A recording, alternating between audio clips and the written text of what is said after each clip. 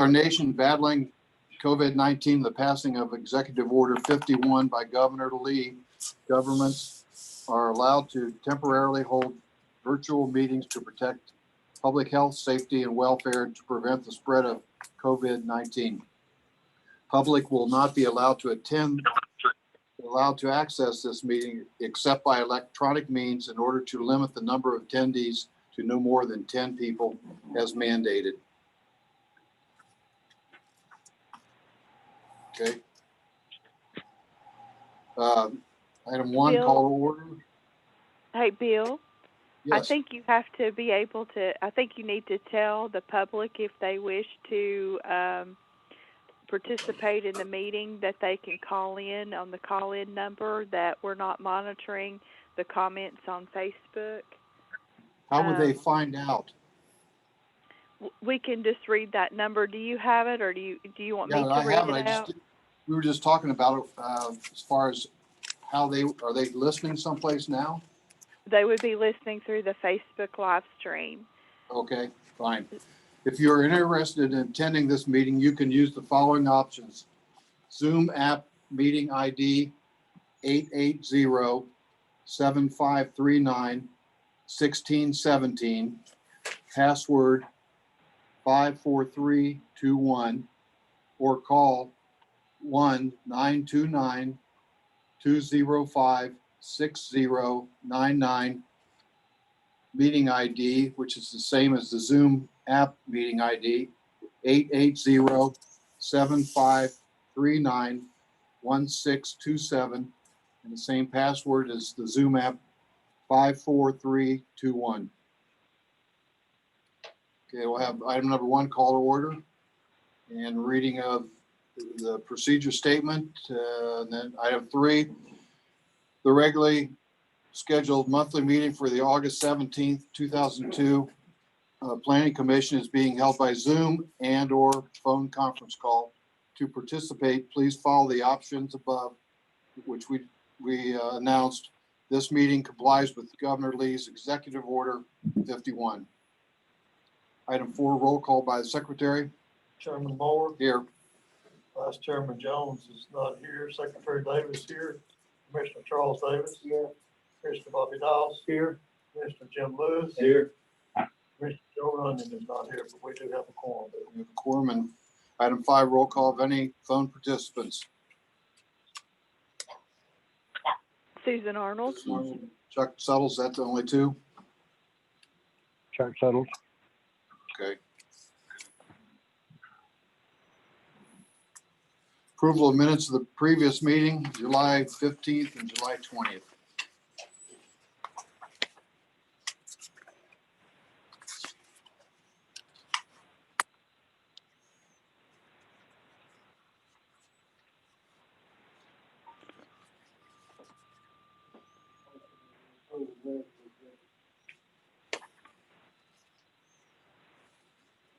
Second motion. First and a second, any discussion on the minutes for the June 15th meeting? Hearing none, all those in favor, aye. Opposed, like sign. July 20th minutes.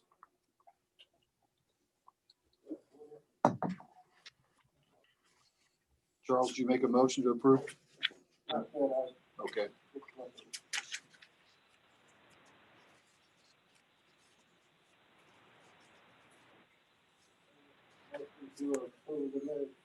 Got a motion, got a second? I'll say. Any further discussion?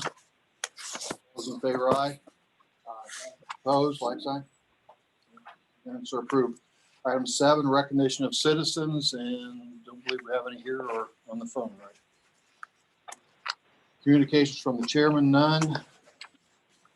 Reports from the staff and committee. Not at this time, sir. Okay. Item 10, old business. Okay, so what we're talking about here, a couple of years back, there'd been an introduction of a possible ordinance for short-term rental.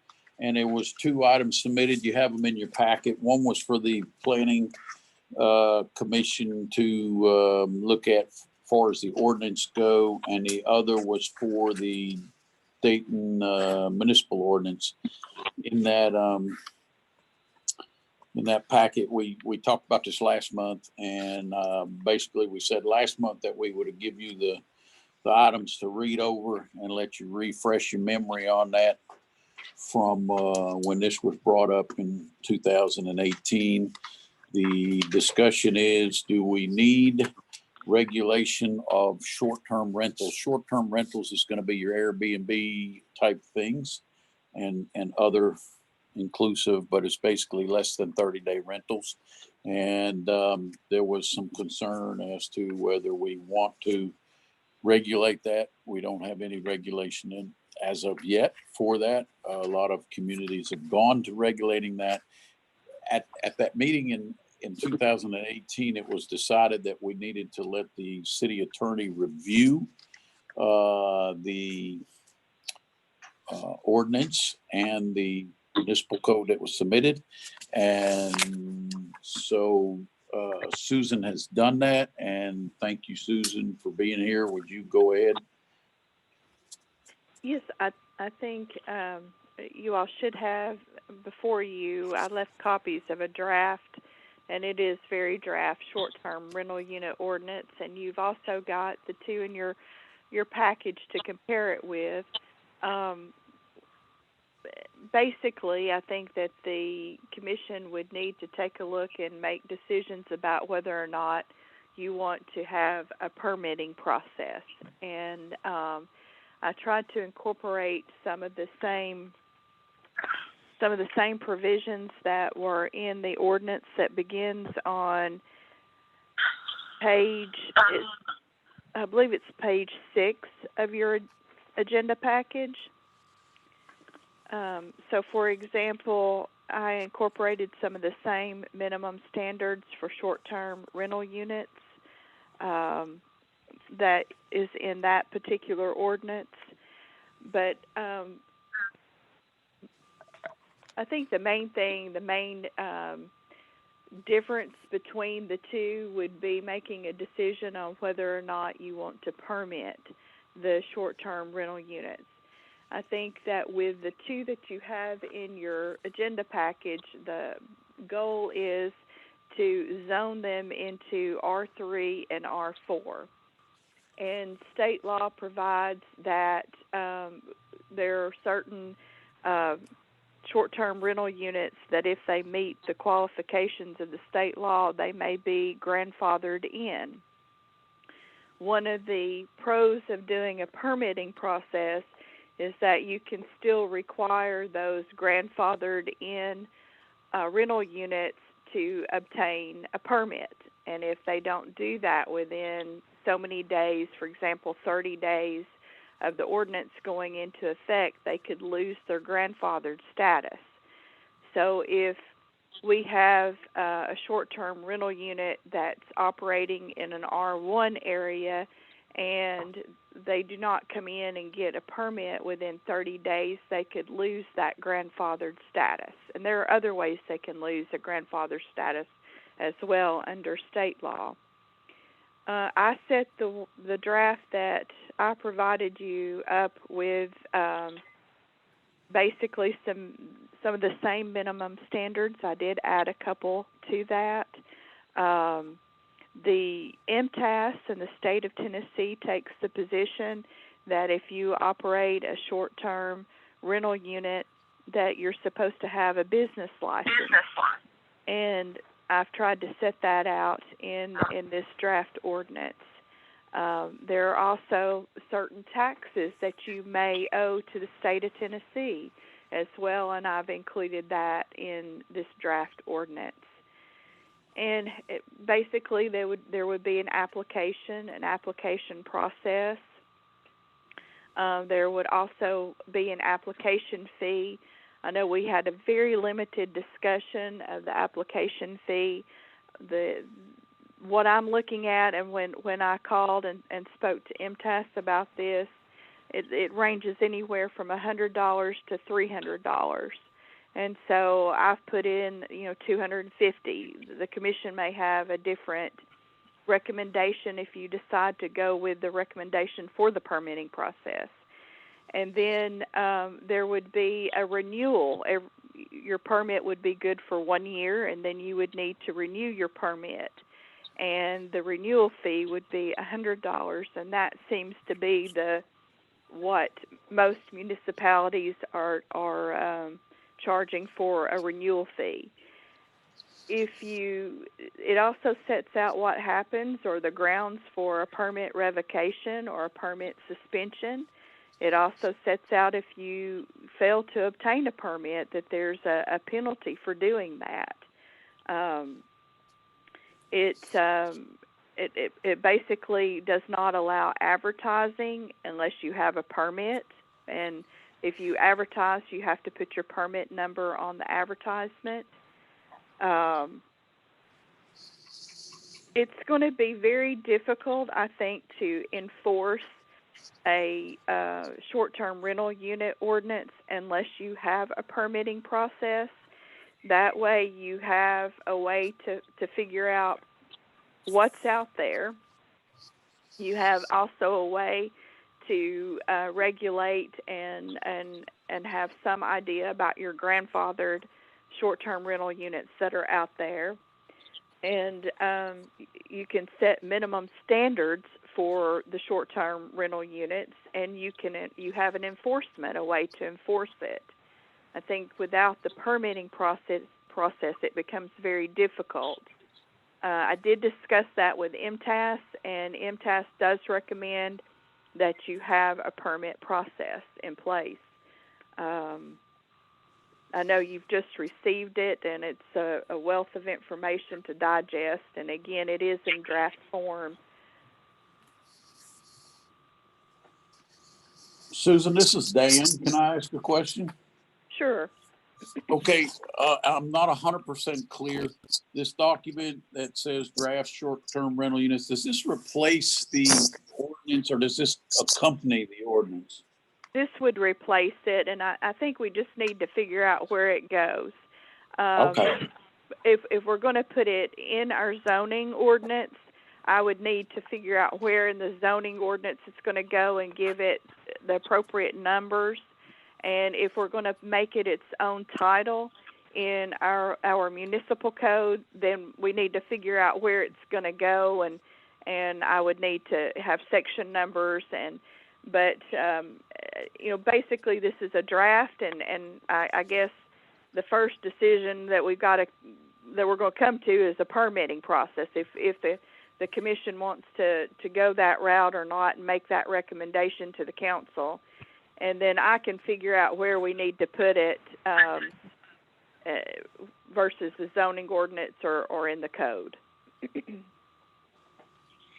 Okay, so what we know is that we are making a recommendation for the city council. We don't change the ordinance. Right. We make a recommendation to the city council to change the ordinance or add to it or whatever the zoning ordinance. And that's what we're looking at tonight. So, Yeah. So there's a lot of work into it, and all reason I'm saying that is if you gentlemen choose to take this with you before you make a decision or something like that, that's up to the board. So there's a lot of information there. I had down that it only applies to R3 and R4, and I made a note that I saw someplace where I thought it applied to C1. Is that C1 involved in this at all? I don't know that answer without looking, and I can't find where I picked that up on. And then another thing, Susan, are you distinguishing between an application fee and a permit fee, or are they all in one? With the application fee, I guess it should be an application fee, Bill. You have to submit the $250, and then the renewal permit fee would be $100. And if I need to clarify that, I can. And Bill, in the ordinance that I've done, and I should say I would add what I call the whereasing. I will add all that later. I just wanted to make sure that I had something that you all were comfortable with. But I put the short-term rentals solely in R3 and R4 Mhm. with mine. If we want it to go elsewhere, that's something, I would need feedback from you all on. Yeah, I just don't know where I Susan? saw that C1. Bobby Doss, what if they're already renting in, R1? That's where the grandfathered regulations come into play.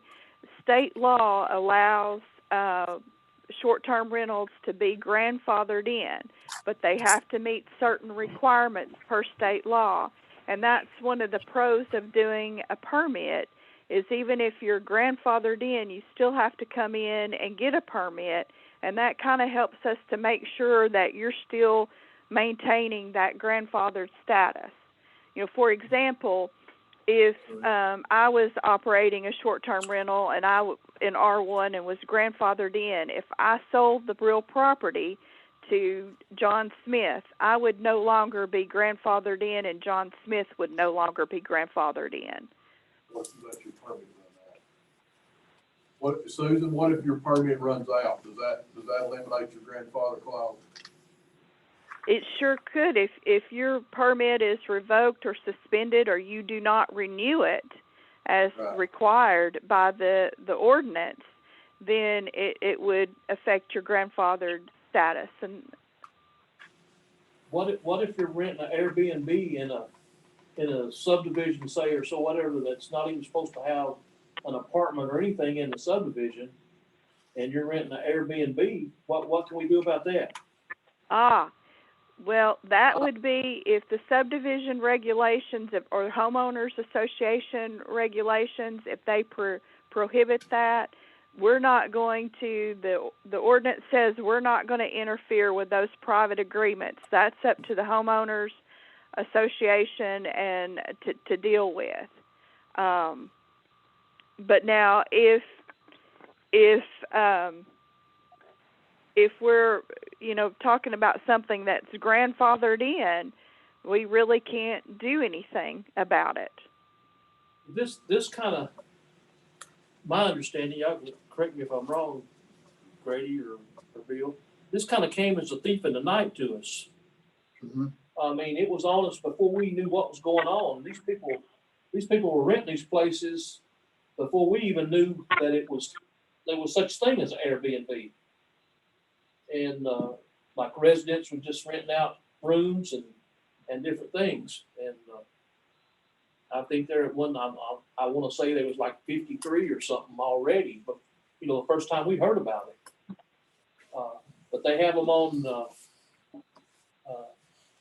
Facebook and different kind of places. I reckon they have them advertised as far as Airbnbs. That was my question.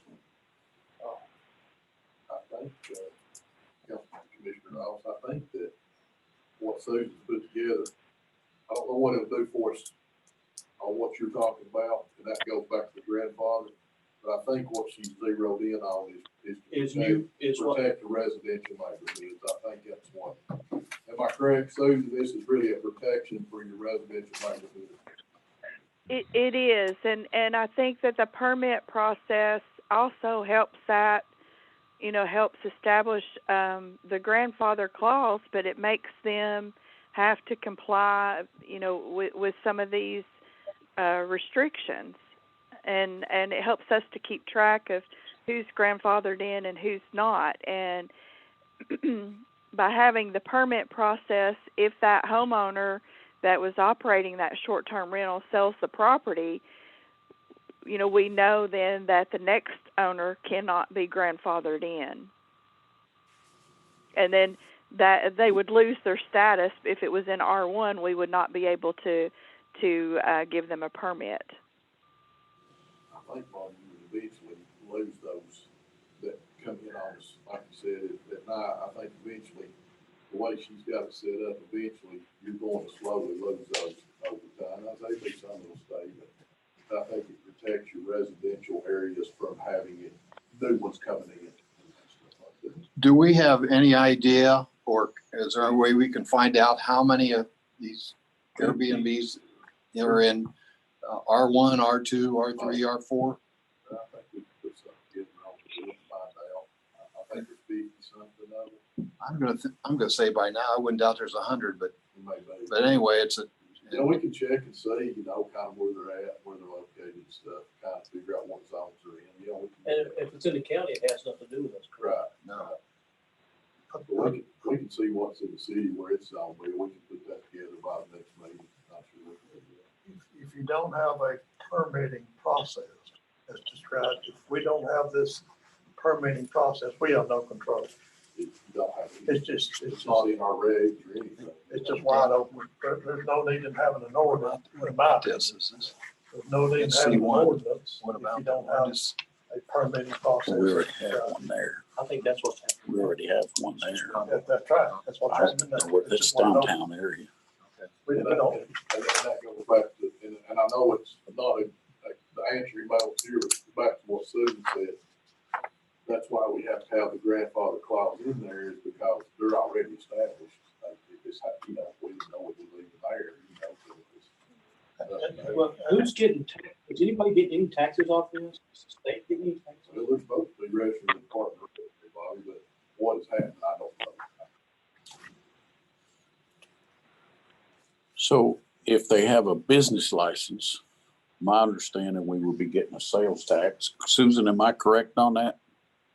I think Tommy might be the best person to answer that question, but I suspect yes. And this ordinance puts, the permit holder on notice that they may be required to pay sales tax and occupancy tax to the state of Tennessee. But Tom would better know how the business license and all that operates. But Would you have, Susan, are you in this, and I have read all of it, David, would a business license would not replace a permit, correct? no, they would have to have both. In the application, I've made it a requirement that they include their business license number. But MTAS and I think the state of Tennessee takes the position that short-term rental unit owners have to have a business license. So yes, you could collect taxes off the business license. Now, Bobby, and I have to look back again, it would be,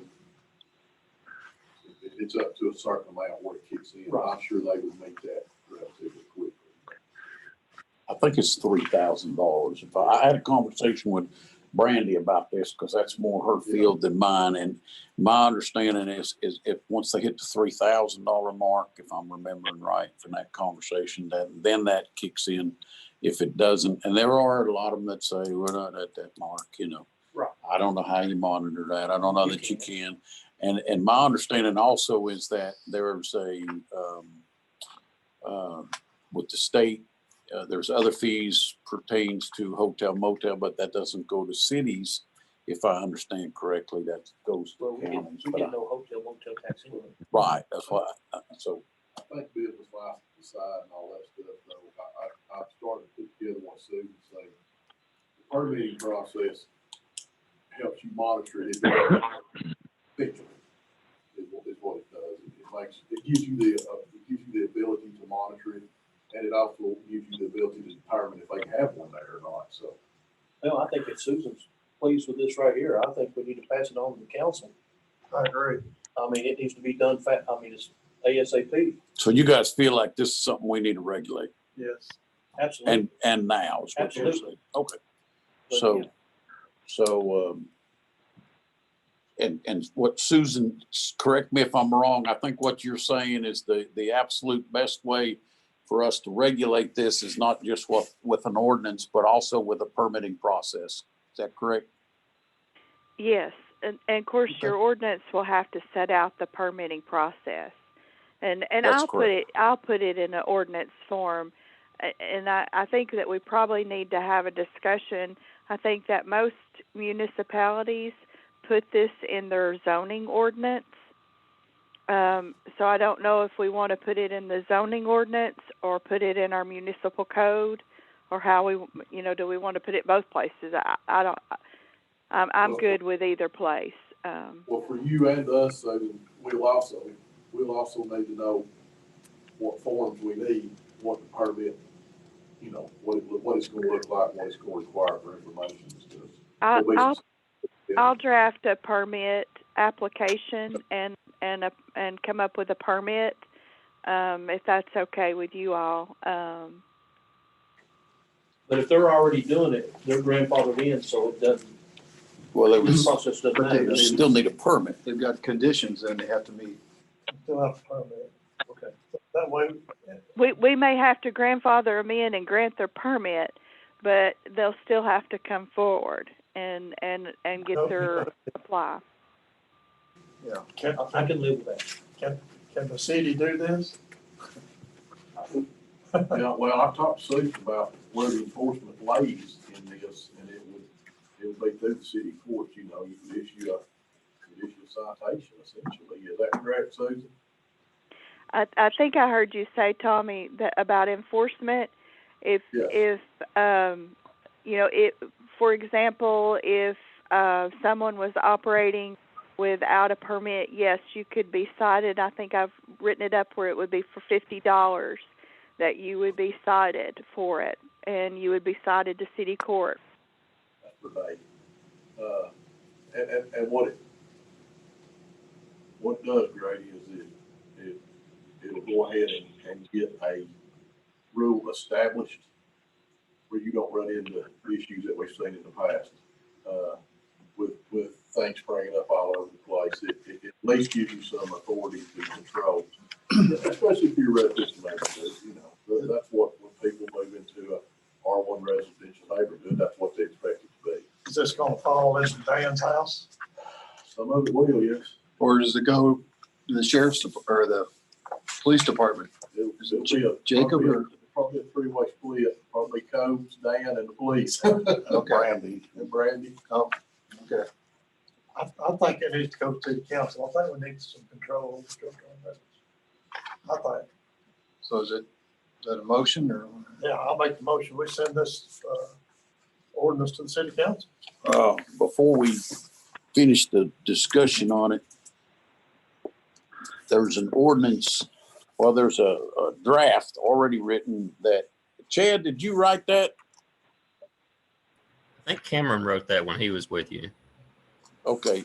One thing I wanted to point out about it and see what we want to do for us is it references, I want to say it was page 9.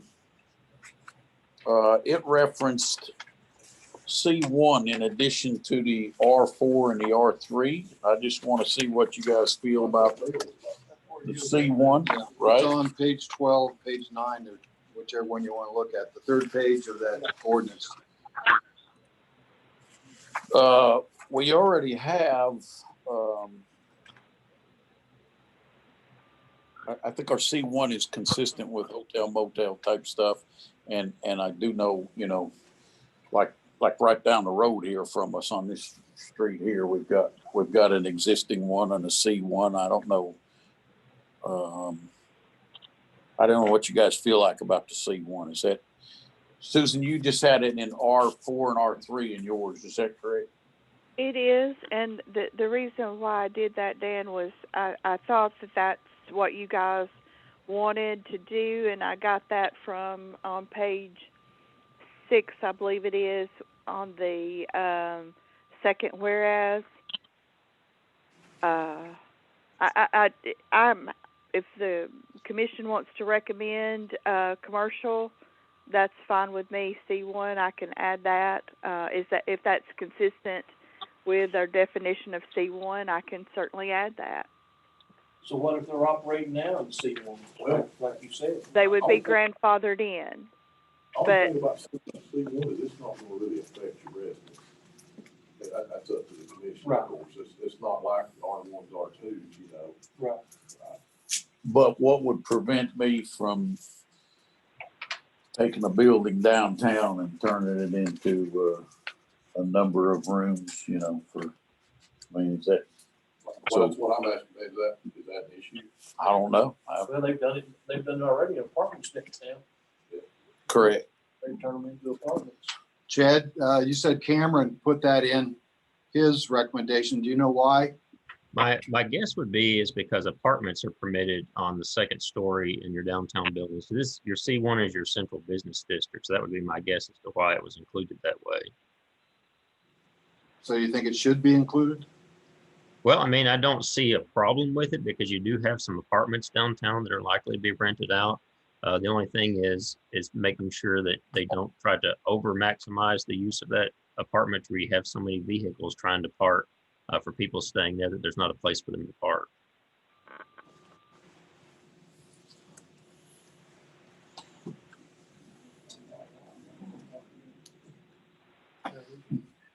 We have added some parking. We have, Is there any downside to putting it in there? Or I don't I'm not think sure so. why. Do you, Ray? I don't think so. As long as we stay away from R1 and. I mean, that's. But I think we've already got something. we do. Well, when this goes up for a reading, I'm sure that we'll get some attention. Oh, we had someone the Yeah, first time yeah. we brought it up. So we'll learn from that too. Okay, we had Brady's motion, we got a second. And it's basically to recommend it to the city council for their review. Any further discussion? Bill, can I, did we decide to add C1 to it? Yes.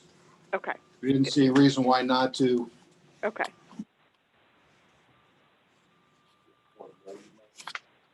I thought that's what it said. He's not No, it's part speaking of my too second. loud now, he's got his mask on. Okay, any other discussion? Okay, all those in favor, aye? Opposed? It's approved. Okay, also under old business, these are some things that look like they were dangling from the minutes. Nick Shipley, update from June, July minutes on his property. Is there, it was tabled, I think, before. We're talking Shipley Lane. Yeah, the one out there someplace. No, it's off the table at this point. There's So we're not no holding it up further, any- no Okay. further discussion, no further application for anything or anything of that nature. And then there was the fast-paced clinic down there next to Lowe's and Bojangles. Update on that? The last discussion with them, they were, and it was, I had it with them just before sending these out. And they are held up waiting on an estimate to turn in for the bond amount.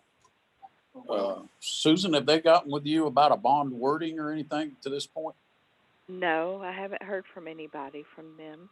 Says here that Vice President, Vice Chairman Jones moved to approve the request with the plat pending for fast-paced, provide Dayton City with a good estimate and bond as per subdivision regulations, and city attorney acceptance of bond and city's acceptance of estimate. So we have heard nothing from them. So we don't have the bond, we don't have the estimate at this But point. it's in their court. It's in their court and they were waiting on a quote, a local contractor to provide the estimate. So,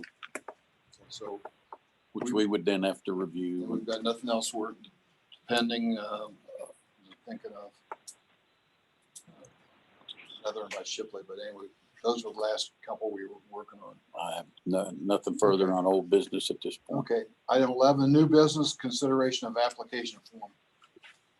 Okay, so we have a couple people in the next meeting that have some business to bring, and in looking through the city ordinances and our regulations and things of that nature. When you want to bring business to this commission or to the Board of Zoning Appeals, the process requires an application. I looked through some old records of Ronnie's and computer files and was coming up short on some applications and documents that would have enough information on them of what's required. So Tammy and I put together a couple applications. I tried to keep them minimal and not have too many, but yet have enough information. And I put on a couple of them. They're at the back of your packet. Anything that overlapped, I tried to include on the same application so that it was easy to do. Also in the ordinances or regulations, it mentioned that for those couple of processes, there was a fee required. And it said shall be, so this is a sample application. This one here I'm looking at is for the Planning Commission, and it has the items of business on it that you would bring to the Planning Commission. So it also says there's a $25 fee required for the 3 items on the left. Anything that would pertain to a zoning change, annexation, or a change to the zoning ordinances. So if we were to say that a subdivision of property does not change anything to do with the ordinances or anything of that nature, then that would not fall under that $25 fee. But the question becomes, I don't think it's been practiced here. We charge a fee to come to the Planning Commission. So before we just roll with this application, there's 2 questions. One is that application okay with you? And 2, what do you want to do about the fee? And if you want a fee, do you want it to be $25 or is that an old number? Or a number you even want? Do we even want a fee? So anything about that application is open for discussion.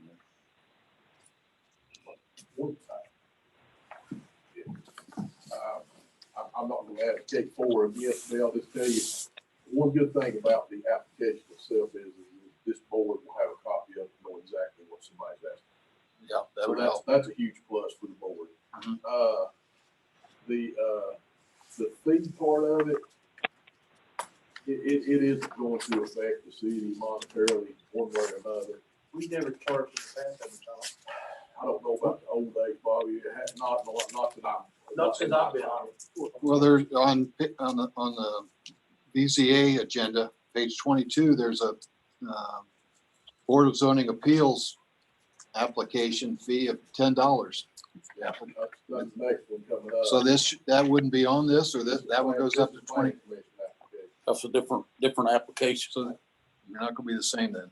I just copied right out of what the ordinance say. They both said there shall be a fee of, and one says 10 and one says 25. So Now, and not that we have this, but, and this, like I said, the fee part, the application part will give this board the information ahead of time to know what's seeking. That's a good thing. I don't have a problem with that part. I don't think we ought to charge. Well, the fee code, the fee part of it, the only thing I can see that it possibly do is make someone think about, I mean, they'd have to be serious to come forward Right. if they're gonna pay for it, But if we're not, and I don't care, Bobby, I'm with you, if we need to change it in our code, if we're not going. all right, we do. Yeah, if we're gonna do something other than what it says you shall do, then we probably need to change what it says. So So we've been in violation of the ordinance forever anyway, right? We ain't been charging fee. I didn't even know the ordinance required a fee. maybe we can go back and collect it and fund that workshop. But I don't know. Yeah. You'd have a hard time clicking on some of them. So there was this for the Planning Commission. You found this. Yeah, that's right out of the And book. $10 for BZA.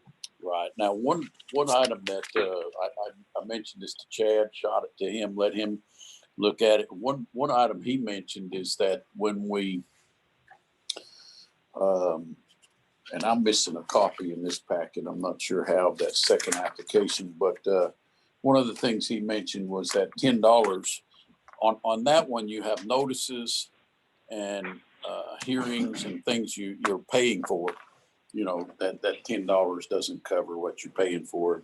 And, Yeah. and to Tommy's point, it's not gonna make or break the city, but, you know, if there's an expense associated with it, maybe we do want to charge him for the expense without charging him for the privilege of coming to the board. So we just sort of look at what we apply it to, but.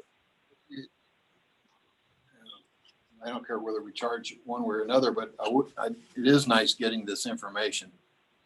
What they want to do, and I hope it has on there that they include a map where it is. It does. Okay, which a lot of times kind of going by the seat of our pants on what they want to do, and it changes. That's why this is good, Bill. This can give you guys the information you need before you get here. So. You don't want to charge that no matter, but they should have to fill out an application. And another thing that's real handy for me is the stance that Southeast takes on the issue. In the past, when the items come up in our package, we'll have what folks down in Chattanooga recommend for that package. And I like getting that too ahead of time. Mm-hmm. See what I'm saying, Dan? Yes, sir. Chad and them look at it. They determine, yes, it can be rezoned, no, it can't be rezoned. That's a good point. Everything's already out there. Everything's already out there. And we can discuss and cuss and discuss all we want to. But if Chad and company make a recommendation, I have a hard time going against what they recommend. Mm-hmm. That's me. Makes our investigation a whole lot easier. Yes. And in the past, we've gotten some of that, not a lot of it, but some of it. But it wasn't organized and varied so much. Yes. So really the question they then becomes, y'all will make the application, a motion to do that, and do you want to put it attached to it, really? The fee doesn't bother me, in essence, because I didn't even know there was a fee. But I would like to get the application. But on Dan's part, if you've got to go out and post signs and all this, if there's a fee for the city to do whatever, And there is sometimes. and there is sometimes, but not all the time. That's, I would think that would be very seldom. And it, Yeah, I think really. When something comes before your Board of Zoning Appeals and you're trying to send out notices to adjoining property owners and pay for that public ad in the paper, that's where asking for a little bit more than $10 would help out in that case, just with all the steps you have to do in that. For the application, though, I think it's definitely a good idea, especially for us. It gives us a lot more information about what we're going to be looking at for a particular piece of property. As far as preliminary plats and final plats, I think I'd probably make it a lot more simple for that, because all we need from them is the actual plat. And whether or not you want to charge a fee, that's entirely up to you. But we don't need a whole lot of information because all that information is already on the plat.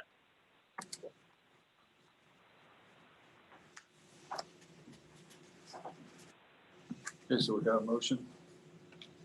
I like Gray's motion. Like what he said. Grady's making I that mean, motion. I, You want to write down your motion then? and it doesn't matter to me whether we have a fee or not, but I mean, but I think we do need to have, You second Grady's motion? So all we're going to do is develop a form for an application form for the planning commission and the Board of Zoning Appeals. Well, you should have there at the back of your package. You should have two of them right there. They have the form. And the information requested on each application is taken out of what the ordinance says has to be provided with the application. We can So- update it as necessary. how about It's if you just- say we adopt the application form for the planning commission, because you'll have to do it in the BZA too, because that's a different, isn't that correct? And that's on the agenda. We'll need to do an ordinance change too, Dan. to scratch the fee, right? But what we're saying is your motion, if I'm understanding correctly, is go ahead with this application without the fee on it. Is there any way we can write, not necessarily in the planning commission, but in the Board of Zoning Appeals, fee if applicable? Like, you have to buy Yeah, if you had to signs. post signs and stuff, Well, I'm missing that. Can I borrow your packet just a minute right there? This- Board zone. I think it's gonna be applicable on that application. So if you go to have you got that second? Yes, that's a zoning appeals form. It says $10 fee required. You don't have the second one either. Dan, I don't have it in my packet, but I put it on the screen. Oh, it's in the next packet. Yeah. No wonder I couldn't find it. Next. I put the packet together and I can't find it. Page 22. They both say the same thing. They both both say look- fee required They both look for application submission. They both say about that. identical.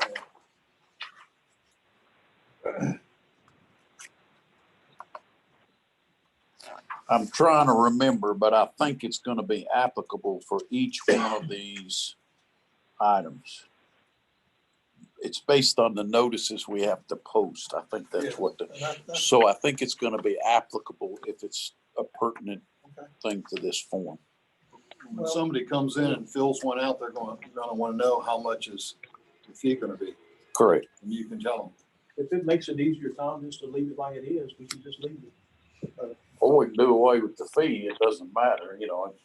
It's just to cover the posting of notices and all that. Well, Jim made a good point. We do make those zoning signs, the letters that you sent out the last time on the zoning notices and some things like that, that we pay for. It costs money.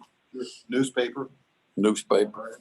You know, we had the request before about coming out of the city. You remember that one? mm-hmm, Well, they had to make notification to each person mm-hmm. in that area. We had to do several things like that. So But that being the case, I'm okay with the fees now. I mean, Yeah. that's, I think the fee needs down there. Well, when you think of it like that, and that's where I am, I'm like, well, yeah, I guess we do, you know. I just thought we had the signs and you just took a Sharpie and wrote it in there. And Well, some of it is, but some of it you have to make notifications, you have to go around, so. But I knew though, they got Sharpies. I mean, they write the dates and how long it's gonna be. And $25, that's chicken feed, for lack of a better We're word. gonna pass it as is, then. That's price of that is, leave the fee in there. That sounds good to me. So we revised Grady's motion then? Application form for planning commission, including fees. I made the motion and Jim Lewis No, second. no, Charles. He gets the next one. Then never worth the difference anyway. Okay. Any further discussion on this motion? Okay, all those in favor, aye? Opposed? Approved.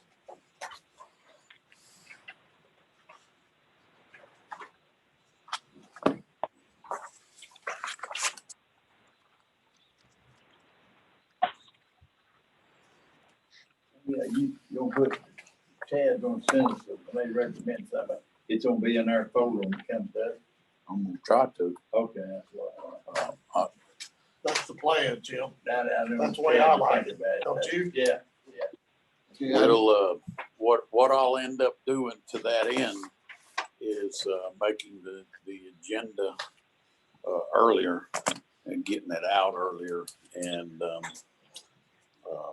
I haven't been efficient at that, but No. that way, I mean, we'll just have to have a cutoff ahead of the meeting sometime. I And got this one last Thursday. yeah, it was I've one been of, reading over this for 5 it days. was one of the first ones. well, that was the first one I was successful on, like getting out early, so. it's still on there. Pardon? Chad, no, hang up. Chad, you with us? Yes, sir, I'm here. Okay, I didn't see his picture. He comes and goes. Okay, Okay. anything under new business then? Anything else? I'm Okay, good. item 12, other business? It's one item under other business that Chad had mentioned this to me. Did not put it in writing for you, but Chad suggested we might, look at, or he suggested that other communities do their BZA first and their planning commission second. Oh. We had a couple meetings where I had to do this kind of back and forth. We'll talk about that later kind of thing. And Chad, you want to speak to that at all? Well, the reason I mention that is we do it that way in some other communities, especially if it's the same board that serves as both or most of the same board. And the reason being is because a lot of times when somebody's requesting a variance, it usually has something to do with what the planning commission will be reviewing as well. And so rather than the planning commission approving something subject to the Board of Zoning Appeals granting a variance, sometimes it works better to get the variance first, and then the planning commission can make a final ruling on whatever the issue might be. And that was the only reason I suggested possibly swapping the meetings around. And in thinking through of what he said, it kind of makes sense to me. And in fact, if I can see instances, maybe even tonight, where if something went wrong in a BZA meeting, you would want to come back to a Board of Zoning or to a planning commission meeting or something, you know. But anyway, it's something to think about. Or I don't know if it matters to you guys. We're here for the same time. That's no problem. Change would be fine with me. Do we have, is that an ordinance the way we have them, or is that just the way we do them, or? I make a motion. It's just the way we do them. I mean, there's no specific set time for them, I don't believe, unless it's in the bylaws, which I don't believe it is. We'll just have to change our notice, our time on our notices, and I'll make a motion, we do the BZA meeting before the planning. Second. Jim Lucas, Okay. Any further discussion? All those in favor, aye? Opposed? Okay. Approved. Any other business? I have no other. Chad, do you have anything? No, sir, I don't have anything else for you. I'm not on this one. Okay. Item 13, adjournment. Move to adjourn. Second. Second. All those in favor? And we're adjourned. Just for the record, Jim Lewis seconded. Yeah. 3 items in a row. Oh, free in this meeting?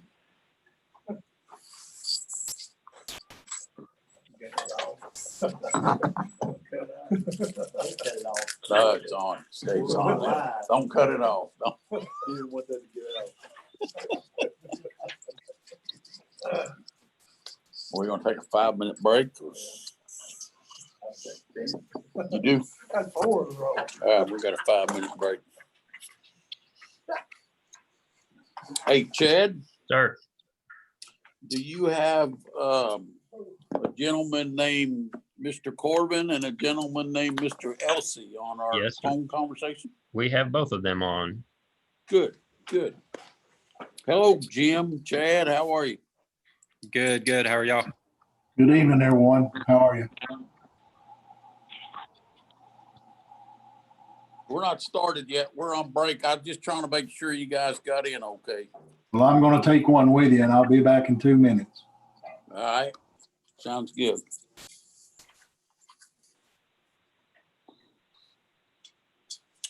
How's Charles today?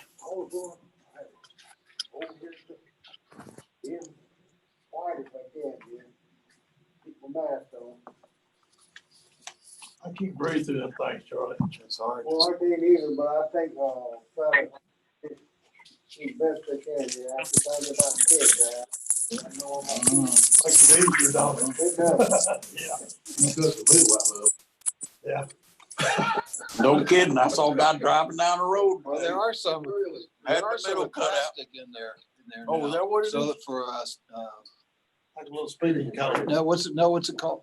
Here, Lip reading. sign language. Yeah. For sign language. Lip reading and sign Lip reading, language. yeah. Really? Yeah. Well, I seen one going down the road. I thought, are you A kidding single me? person in the car with their mask on. You see it a lot. Speaking of sign language, I think the city is dealing with our new neighbor down on South Pine Street, ain't we? Tell you, I just made. I tell you what, he's done some stuff down there, ain't he? Yeah. It's not very pleasant sometimes, I'll say that.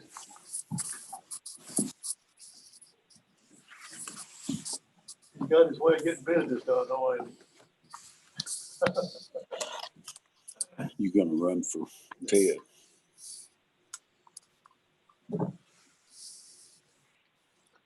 Ready to go? I'm ready when you're ready. Everybody ready? Jim, are you back? Maybe not. I'm back. Okay. Stephen, are you still there? I'm here. I'm gonna use Stephen instead of Chad, if you don't mind, okay? Okay, that's fine. Because we have Chad as our moderator, not a moderator, he's our Zoom host. Oh, yeah, yeah. I saw that. I was confused there for a minute myself.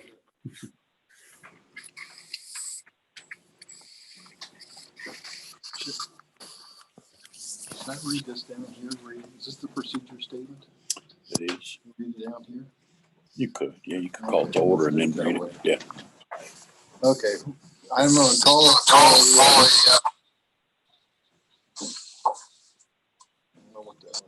Call the August Board of Zoning Appeals meeting to order at 6 o'clock. Item 2, reading of the procedure statement.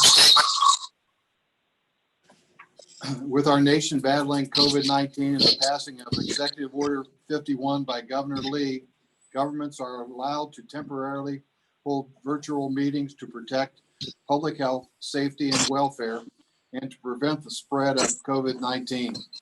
Public will not be allowed to access this meeting except by electronic means in order to limit the number of attendees to no more than 10 people as mandated.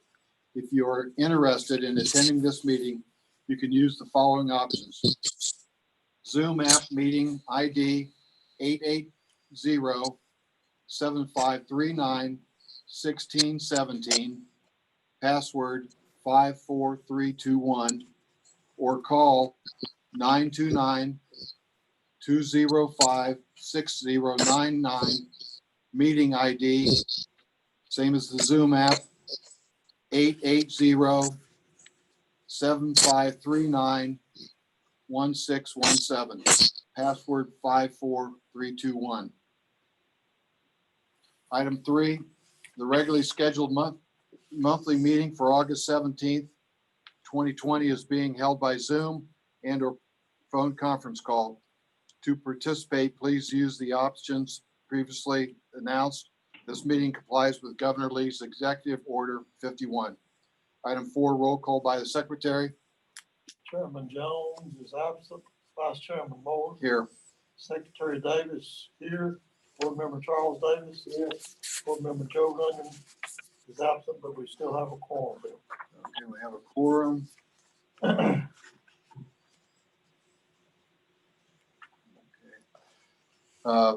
Approval of the minutes. Item 6, approval of the, Item 5, roll call of any phone participants. Got some of those. Chuck Suttles.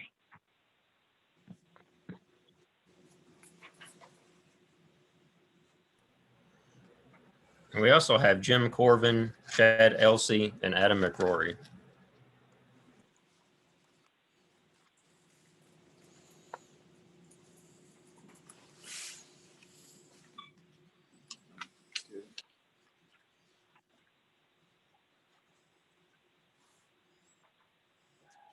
Item 6, approval of the minutes of the previous meetings for June 15th and June 25th.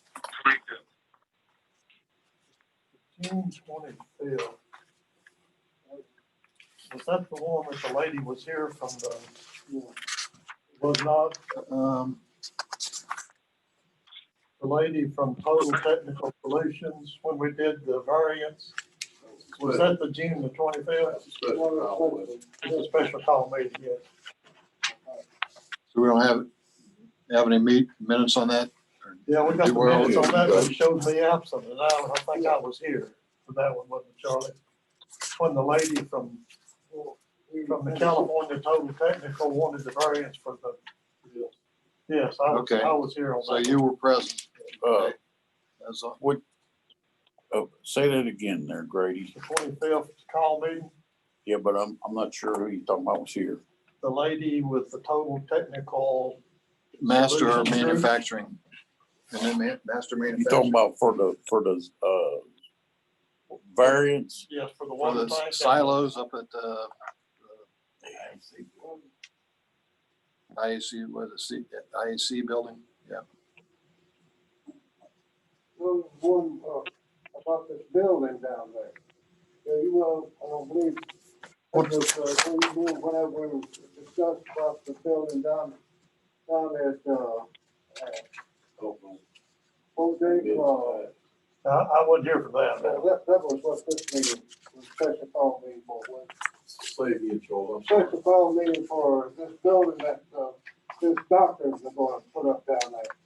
No, that's, no, this one says on the 25th is the total technical solutions. Is I that, think we might is have that the one our, for the IAC building?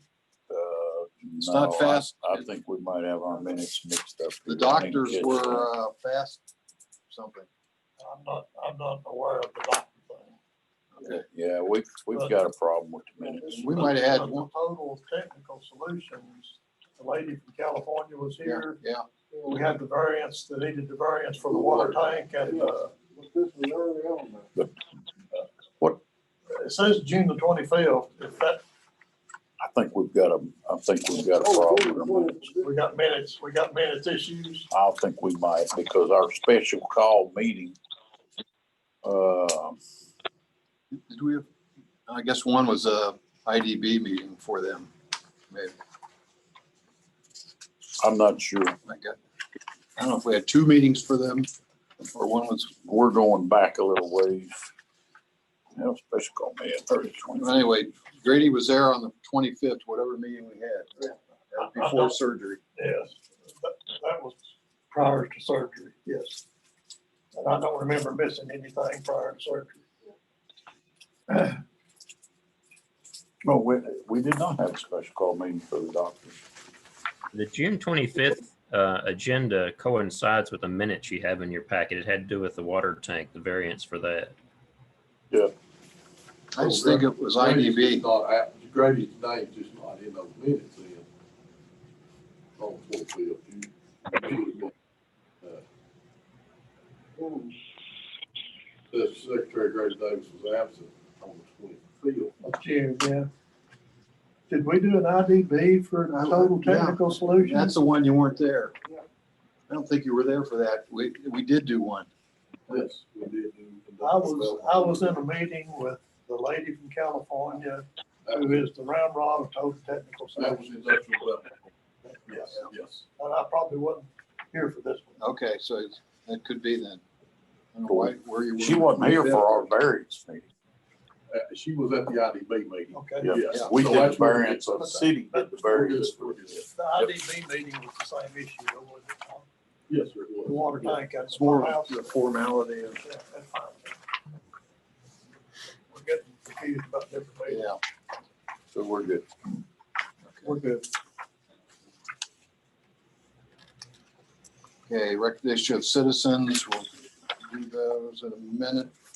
8, communication from chairman, none, reports from staff and committees. So we're gonna You gotta approve those. we gotta approve all the minutes. Oh, okay. Any changes? Now that we got everything straight. Any changes on the June 15th? Got a motion to approve them? Okay, got a second? Got a second to the motion to Gonna be approve? me, don't it? I'll second that, yeah. Any further discussion? All those in favor, aye? Opposed? You know, whether me and Approved. Charles here can vote, or. All right. Okay, June 25th, minutes. Motion to approve. Got a second? I'll second. Any further discussion? All those in favor, aye? Opposed? Approved. Communication from chairman, none. July the 20th.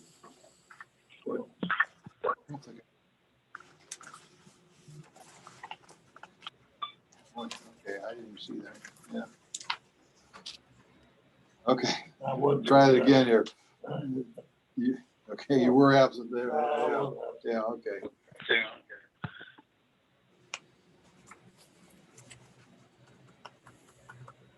Nothing more on that, Jacob Myers, what they're gonna do. That really wasn't a matter for this board, that city Okay, council so matter, that. Okay. Got a motion to approve the July 20th minutes? Charlie made it, now second. Okay. Any further discussion? All those in favor, aye. Opposed? July 20th minutes are approved. Reports and staff and committees? No report at this time, sir. Old business, item 10. I have no old business tonight. What's the,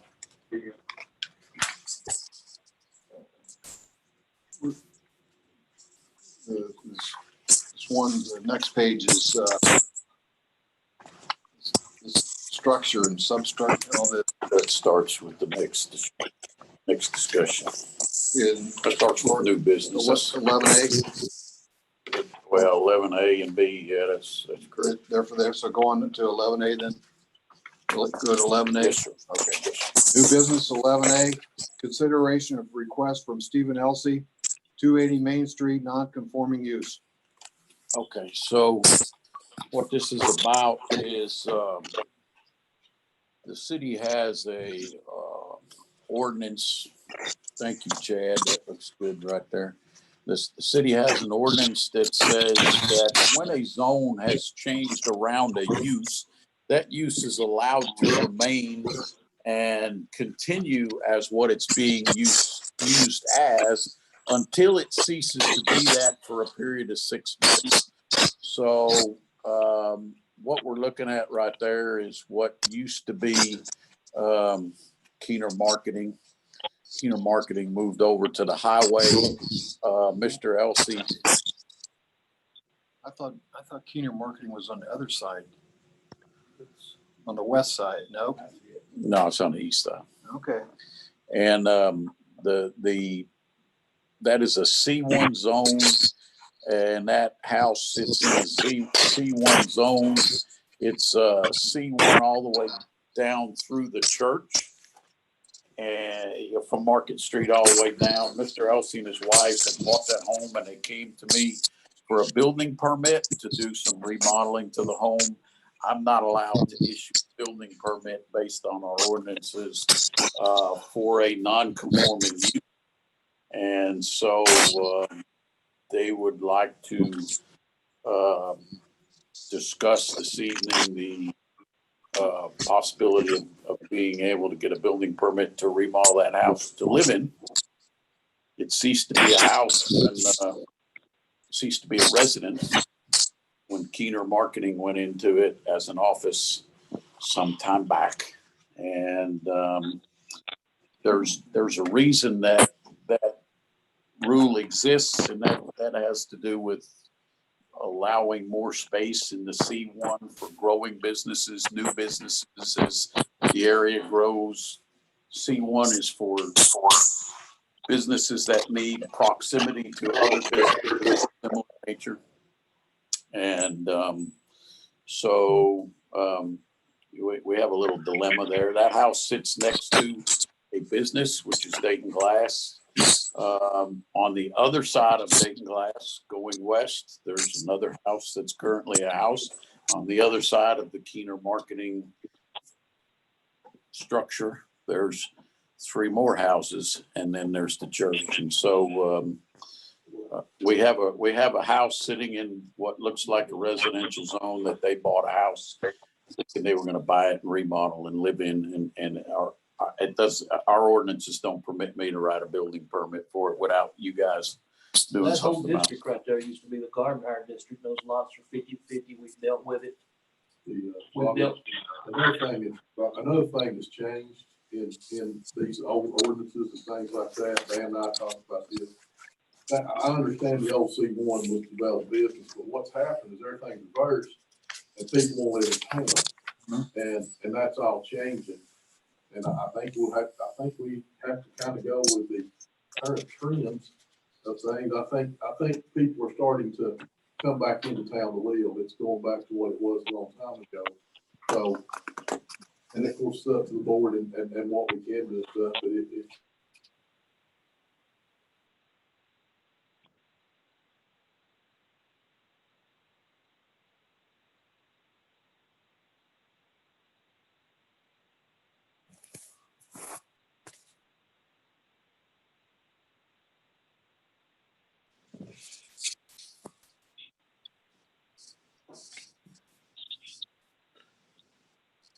Chad, did we lose him? I'm here. I was out for a minute. There we go. I think we lost you there for a minute, Dan. You did. I'm back. Does this cut you guys out? Yeah, he said he lost it, yeah. My bad. Okay, and what's the variance we need? Chad, are we back? Yeah, I think you're back now. I'm sorry, my bad.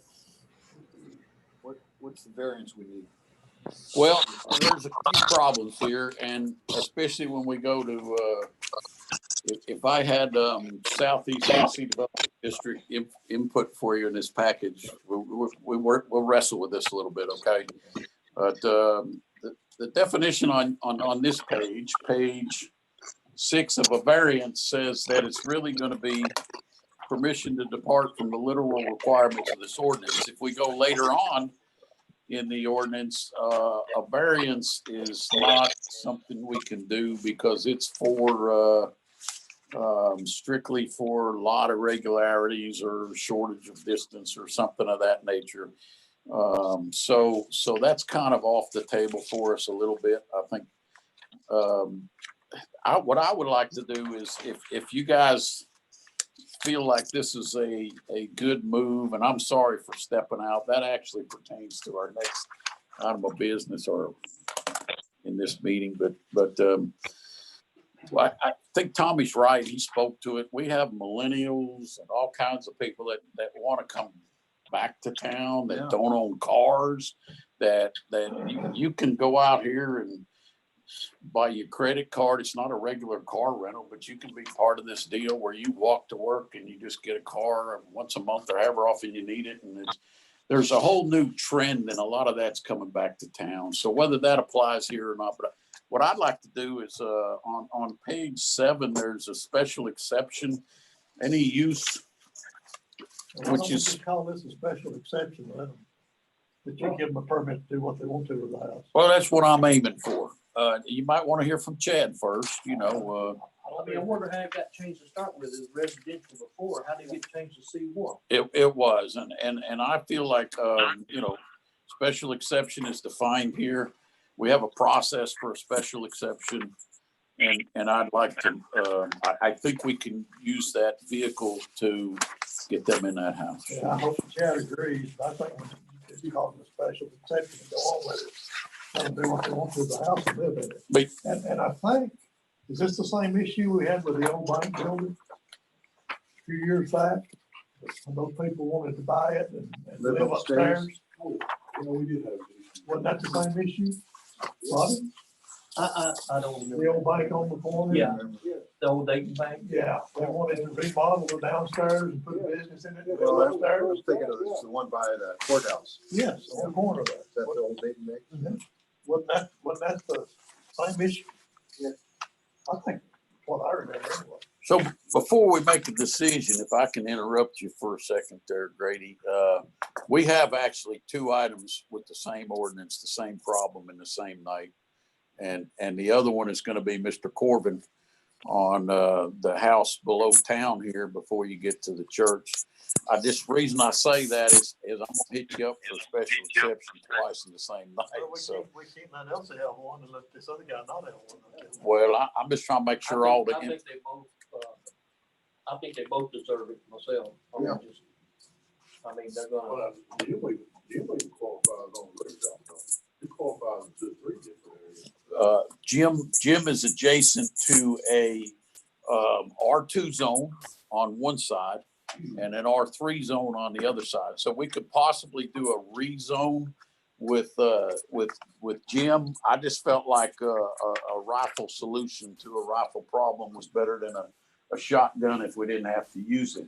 But given the fact on that block, if you go from Hickory Avenue, you have to go all the way below the gas company, and there's only 3 houses in that whole section. So we've already rolled pretty well to a C1 there. So to change, well, that's actually a C2, but the residents have pretty well left out of there, and so to start changing that back or to change that back, I feel like we'd be better off with a special exception on that end than then change it back. Does that special exception apply to the next owner?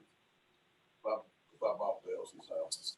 Well, way that reads, that's a good question. The way that reads is that it's going to be in effect until it ceases to be used as such. And then it would, and it has to cease for a period of 6 months. I just don't want these people, any of them, to have an issue if they sold this place or something. I would expect the new owner, not Mr. Corbin or Mr. Elson.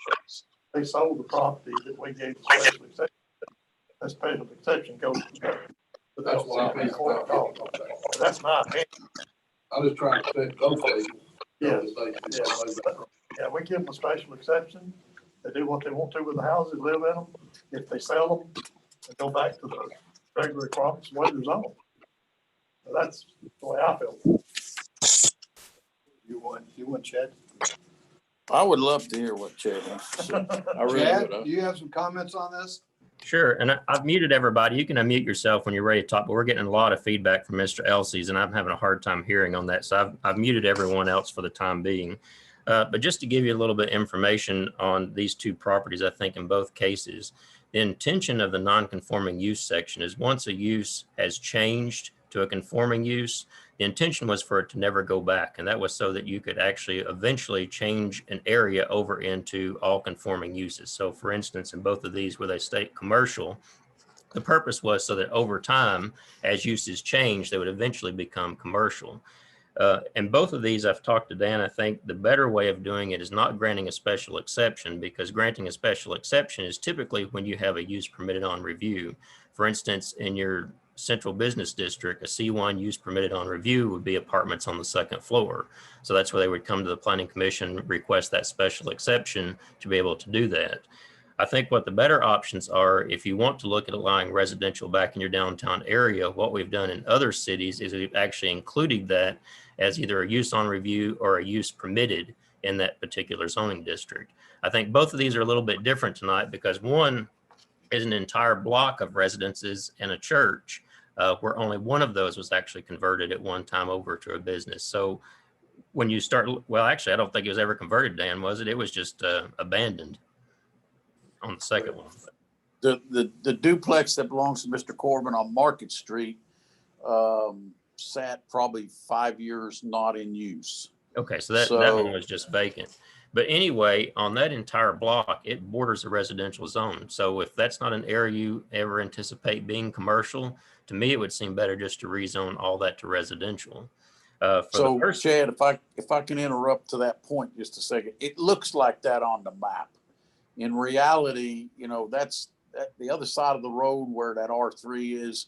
That's really an unusable lot that goes to the creek, and it's all in the floodway. So that we don't really have that situation that it appears with the residents. So if you kind of drive that area, there's really nothing there in terms of houses.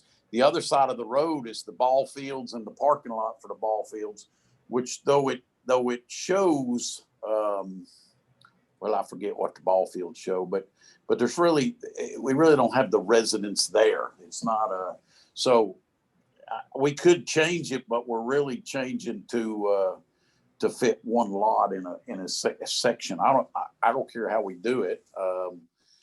But that's the reason I thought that special exception might apply better than a change of zoning, because we're not really extending a residential zone. There's really not a residential zone there to extend. Right. But anyway, what I was saying, though, the problem you get into when you're trying to grant an exception for a piece of property that is actually considered to be a non-conforming use. Now, once it's become a conforming use, the intention was never to go back. So I feel like if you start granting variances in that area, you've kind of defeated the whole purpose of this section of your zoning ordinance, because that means anybody who has a property that they want to go back to a use that no longer conforms, you would almost be obligated to give them that because you've done that in a lot of other situations. That's why I was saying what I think works better in these situations is actually modify the zoning ordinance to allow these types of uses in those zones. And what you could do is allow it as a special use on review, which means just because it says you can have a residence in a commercial district doesn't mean you can. You have to come from to the planning commission and actually seek permission to do so. what we've done in other communities is we've actually restricted it to structures that were once a house before. Another city, for instance, they ended up having a lot of their homes be converted into businesses. But once those businesses closed, you had a lot of vacant structures sitting in the downtown area, and nobody was looking to come rehab these old houses and make new businesses out of them. So what we did is we made a provision in the zoning ordinance that they could come and seek permission from the planning commission to convert them back into homes in those districts. But like I said, we restricted it to just those structures that were once considered homes. So that way you didn't end up with somebody coming into your downtown area wanting to convert, say, a downtown building into a single family residence. That would just be still apartments in the upstairs area. I think that would be a better way to handle it than just granting a special exception, because like I said, that kind of defeats the purpose of this section of your ordinance. You know, if you're going to take a use that has become a conforming use and allow it to go back to a non-conforming use, then, you know, that could happen all over your community.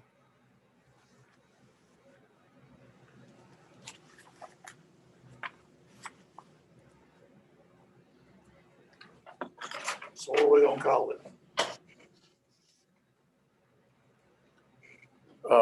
Chad, did you make a distinction, or maybe I should make is there a distinction between a special exception and a use on review? Did I hear you say that a special exception was a use? I might have missed something in there. Special exceptions, how they normally occur in an ordinance, is typically a use permitted on review is what the special exception would be. And that's what you're recommending? Yes. I mean, if that's something you want to start seeing in your downtown area, I mean, you'd still be taking on a case-by-case basis, sort of what you're talking about tonight, but if there'd actually be a provision in the ordinance to allow that type of use. Because I just don't think it's wise just to have a non-conforming use section, and once you have a use that's converted over to a conforming use, as say a commercial business in a commercial zone, allowing it to go back to something that's considered non-conforming by your ordinance, that makes this section not even enforceable anymore in your community. It's not relevant. I don't know if I've really said that clearly enough, but I'm gonna guess that, I don't know when Dayton Painting Glass started, but at that time, there probably was some vision that the leadership thought that was gonna become commercial. And that this ordinance would pertain to that, but it's gone the other way, that residential seems to be what's being built on that particular 2 blocks. See, across the street from it there, Mr. Moore, was the hosiery mill that was there in the Is that right? 40s. The Rollins? Well, I mean, it used to be the hosiery mill. I mean, it used to be But a they're- manufacturing plant. And they built the apartments across there, and I don't know, are there apartments above that too? Yes. All those Yes. buildings too? And Yes. So it's, and I would say we're more encouraging residential downtown than commercial. And that's what it's gonna be. I mean, the way town is right now, people's not gonna go. I mean, you know, Walmart's killed downtown. Mhm. And so, So there's a couple points to this. As far as allowing the residents to be in a commercial zone, we certainly did it with the apartments down there. Different deal, because that's apartments, but if we're allowing apartments in a C1, I'm not seeing the harm of allowing a duplex and a single family home to be a single family home and just a like Chad duplex. said, you know, you do it case by case on an appeal when they come before the board's zoning appeals. I would have to do that, I would have to do for like Mr. Elsie, is pass a special exemption. Right. And then do that for Jim. Right. That's the way I look at it. Yeah, that's what I'm thinking. To me, it don't matter what you call it. Right. It's just a play on words. To me now. So page 10 says special exceptions to hear and decide applications for special exceptions as specified in this ordinance. Here request for interpretation of zoning map and provision and any special questions upon which the order is authorized. I think each one of these needs to be reviewed by the planning or board of zoning appeals. though. Just I think like that's what Chad said. Yeah, we don't need to have an open process that people can just go do this. Each one of these need to be reviewed, Just like when you. just like we do in these two. Just like when you do your next application, they'll put it on the application. And it comes before the board's zoning. Hey, Chad. Is that what we're doing Yes, now, sir. or am I missing Yeah. something? No, Chad? I think that's what we're. Sir, On, You saw Chad, on the special Use on exception, review. what you're talking about, that allows him to issue a permit and them to go to work, correct? Say that again. I didn't quite hear everything you said. On the special exemption that you're speaking of, that allows Dan to issue a permit for them to go to work, correct? Well, what it would require is that they come to the planning commission and first seek permission to do that.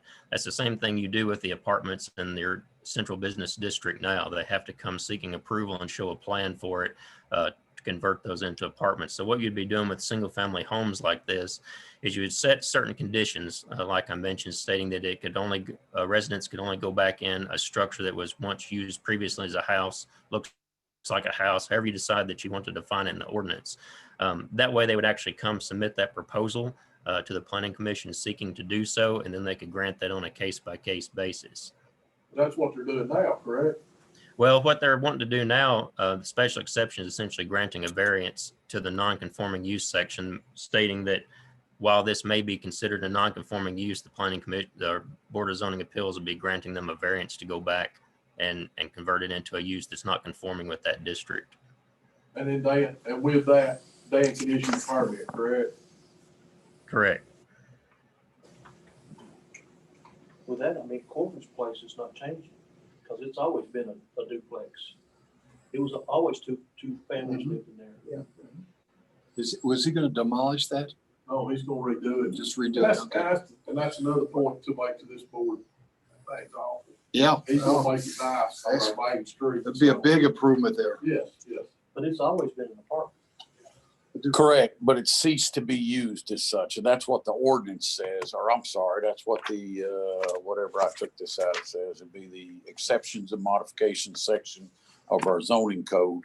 And when it ceases to be used, that's where that's coming from. To Chad's point about, and to the point of our ordinances here, when you change zone, the idea is we're going to make more room for all that. And that has sat a long time without anybody knocking the doors down to turn it into a commercial use. And so really the question is, what vehicle, if we agree that these are good uses, they're good for the city, or what vehicle are we going to use to get them a building permit is what we're after. That's the bottom line. What That's we the gonna bottom call line. it? What we gonna call it? And I studied this, Chad, and I guess I don't understand why a special exception can't be used. I'm still not getting that for some reason. It seems to me that the Board of Zoning Appeals has the authority to look at that and say, hey, this is a use that's good for the city. It fits. And so the question is, do they have the power to do that? And can they not do it by a special exception? Well, looking at the non-conforming use section, here's what it said. It said it's the intent of this ordinance to recognize that the elimination as expeditiously as is reasonable of the existing buildings and structures or uses that are not in conformity with the provision of this ordinance is as much a subject of health, safety, and welfare as is the prevention of the establishment of new uses that would violate the provisions of this ordinance. It's also the intent of this ordinance to administer the elimination of non-conforming uses, buildings, and structures so as to avoid an unreasonable invasion of the established private property rights. Lawful non-conforming uses, buildings, and structures existing at the time of the passage of this ordinance or any amendment thereto should be allowed to remain following provisions, and that's where they would be grandfathered in. So, like I said, the intention of the non-conforming use is to allow uses of property to stay as they are when the ordinance was enacted. But once it changes to something that becomes conforming, the purpose was never to go back the way that it was. But what I've been saying is, if having residential areas in your downtown is something that you want to see, I think that's where you really need to take a look at your zoning ordinance and start allowing that as a use permitted on review. I don't think you can just grant a variance to say that you can go back to a use that's not really permitted in that zone once that it is changed. Say, for instance, you have a multifamily dwelling in a single family neighborhood, and it's been inactive for a long time, and they want to go back and make it multifamily, but you're in a single family neighborhood. Was that something that you would want to allow? And so if you start making allowances like this, I think you sort of have to start looking at it, citywide. What if it was an industrial use that was existing, and let's say An industrial use is protected under state law, but let's say it exists in a zone that's zoned residential and it's been inactive for a long enough period that it would have to be converted into an R1 use. Well, going by the same principle, I don't think you can just grant a variance to allow it to go back to something being non-conforming. So your options are to look at either rezoning or to allow it as a use permitted on review, or just a flat out use in any zoning district you feel that they ought to be allowed in.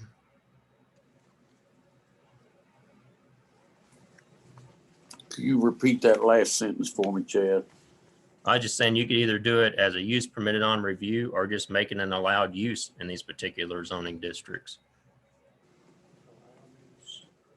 Use permitted on review. Yeah, That's what I it's like. simpler and it sounds simpler. And it only gives you permission when this board reviews it. Is there a reason we can't do that tonight, Chad? It would require amendment of your zoning ordinance to do so. How long will that take? Well, then we have to have a planning commission meeting, and then we have to make a recommendation to the city ordinance and then, to the city council for an ordinance change or whatever. What was the other option they gave us? Well, I think that was the shorter, easier option, wasn't it, Chad? That the other one. Is there an Yes. option that we can do? Is there an option we can do tonight? I don't see there as being an option to grant a special exception. Because like I said, when you look at the powers of the Board of Zoning Appeals, it's to grant variances in situations where you have something unique to the property that would impede the use of that property. It also gives the Board of Zoning Appeals the power to make an interpretation of the zoning ordinance for clarification when there's some issues that are not quite clear enough as to make a decision on. It goes back to them. And then, like I said, the other is when you actually have provisions written into your ordinance that allows them to make special exceptions. And not, like I said, a use permitted on appeal is considered to be a special exception. But I don't know that it gives the power to the Board of Zoning Appeals just to take a zoning ordinance and say that while this use is not permitted, we're going to permit it, because the Board of Zoning Appeals doesn't have the power to rewrite the zoning ordinance. They only have a power to make a ruling on what that it states. I guess the answer is no. There's no way. That's what I heard. That's No. what Chad's saying. No There's- immediate way. There's no way for us to do this tonight. Gentlemen, may I ask a question real quick? Yes, In regards to the Market Street house, my interpretation of the ordinance, and I understand what you guys are saying, that if it ceases to be a resident or it ceases to be that duplex, and then I understand that for 6 months, it has to go and follow that. It can't go back to a resident. I guess in my interpretation of the ordinance, before it can cease to be a resident, it has to become something else. And this property has never become anything else. It's sat there dormant, empty. One side was actually lived in, the other side has been vacant for years. So in my interpretation, because it hasn't become anything else, it never ceased to be a resident. So in that interpretation, would I not be granted to keep it as is and continue on and get my building permit? Well, there was another part to that. One thing their non-conforming use says is once it hasn't been in existence as that use for a period of more than 6 months. And I think that's what Dan was getting at on your particular property. It's not that it changed uses as in the other instance on the agenda, but the fact that it has not been in use for such a period of time. And like I said, other communities have dealt with this too. That's why we actually looked at going back and adding provisions to allow residential, because the last thing you want to have is a bunch of rundown houses in your community that they're in a commercial zone, but they're not allowed to be used for anything other than commercial, because then you have a lot of, ugly structures that are become in disrepair. And I don't think that's what you want in your town. So the best way is to take a look and see how they could best be used. As a resident, you're still bringing new people back into your community. You're putting, once they remodel the homes, that's going to be greater money on your tax rolls. So I think it's best to at least make some good use of it rather than allow buildings to remain dormant. no, I don't think we disagree with you on that. We just don't know how to go ahead with it. Apparently, we can't do it tonight. And could I say something real quick too? Sure. Is this Chad? I mean, Yeah. Stephen? Stephen, Okay. Chad, yes. The house that we bought was originally built as a house, and we bought it as a house. It was sold as a house. And the lady we bought it from was living in the house when we bought it. So we had no idea about the whole commercial thing. So we're needing to, fix it up and live in it as soon as possible.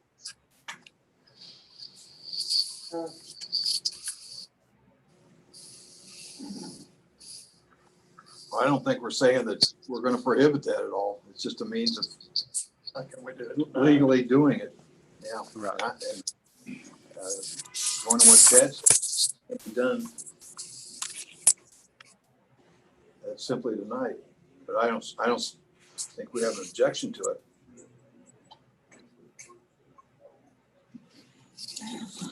Hey, Chad, Yes, sir. can you go to page 9 of the packet, please? Sure. Item 7, does this apply to tonight?